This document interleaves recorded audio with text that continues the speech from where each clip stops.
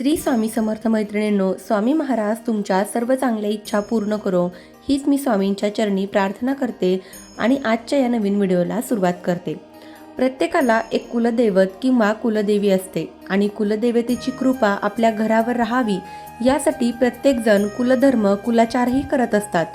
कुलदेवता आपल्या कुटुंबावर प्रसन्न राहावी यासाठी अनेक पूजा विधी आपण करत असतो, अनेक उपवास आणि व्रतवैकल्य सुद्धा करत असतो। देवीच्या तीर्थक्षेत्री जाऊन तिचे दर्शनही घेतो, अनेक वस्तूंचं दान सुद्धा करतो किंवा अनेक वस्तू देवीला समर्पित सुद्धा करतो।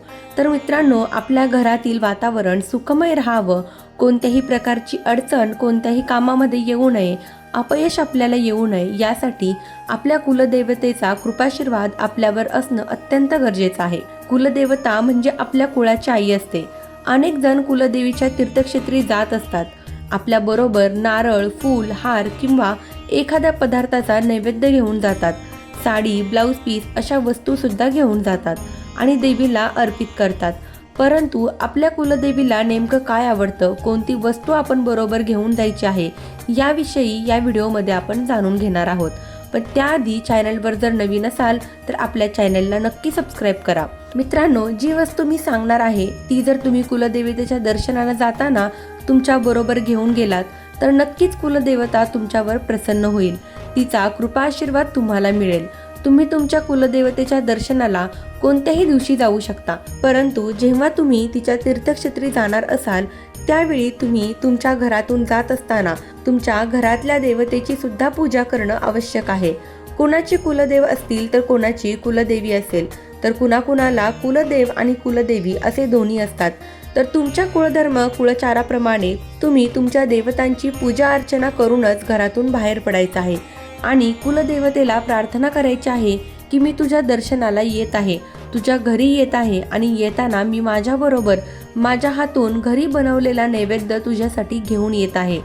तुझ्या घरी येण्यासाठी आम्हाला आज्ञा दे, तुझा आशीर्वाद आमच्याबरोबर राहू दे अशी प्रार्थना करून, फूल अर्पण करून, धूप दाखवून, गोड नैवेद्य दाखवायचा आहे। तीर्थक्षेत्री जात असताना तुम्हाला गव्हाच्या पिठाच्या 11 पुऱ्या आणि गव्हाचे पीठ वापरून गूळ डाळ वापरून 11 लाडू बनवायचे आहेत आणि या 2 पदार्थांसोबत तुम्हाला पाव किलो गुळाची ढेप घ्यायची आहे आणि हा बनवलेला प्रसाद एका डब्यामध्ये भरायचा आहे आणि तो कुलदेवीसाठी घेऊन जायचा आहे। आपण जेव्हा कुलदेवतेच्या दर्शनाला जातो तेव्हा तिथेच मंदिराच्या आवारामध्ये पेढे विकत घेतो आणि तोच प्रसाद किंवा तोच नैवेद्य कुलदेवतेला दाखवतो। पण आपल्या घरातून आपण आपल्या हाताने बनवलेलं नैवेद्य कुलदेवतेला अर्पण करणं महत्त्वाचं आहे।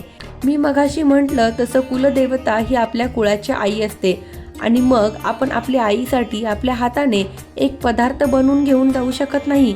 तुम्ही प्रेमाने तुमच्या हाताने बनवलेला पदार्थ कुलदेवतेला अर्पण करा, त्यामध्ये तुमची भक्ती सुद्धा असेल जी कुलदेवतेपर्यंत पोहोचेल। ज्यावेळेस तुम्ही तीर्थक्षेत्री जाणार असाल त्यावेळेस तुम्हाला स्वच्छ स्नान करायचं आहे आणि देवीच्या दर्शनाला जायचं आहे। तिथे दर्शनाला गेल्यावर पुजाऱ्यांना सांगून तुम्ही घरून आणलेला नैवेद्य देवीला अर्पण करायचा आहे आणि ज्यावेळेस पुजारी हा नैवेद्य देवीला अर्पण करतात त्यावेळेस तुम्हाला प्रार्थना करायची आहे की हे माते, तू आमची रक्षण करता आहेस, आम्ही तुला घरून आणलेला नैवेद्य दाखवत आहोत, त्याचा तू स्वीकार कर, तो तुला नक्की आवडेल अशी प्रेमपूर्ण भक्तिपूर्ण प्रार्थना तुम्ही श्रद्धेने तुमच्या कुलदेवतेला करायची आहे।